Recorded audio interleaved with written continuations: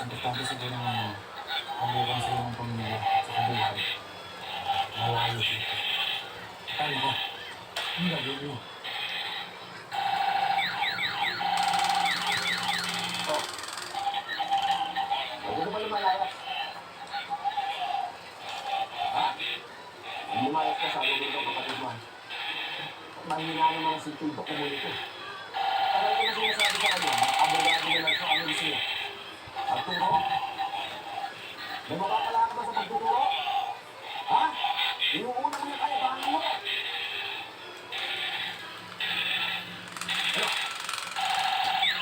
Kung nakapagati lang ako kayo, parang siya yung nagbabayang tulisin ko.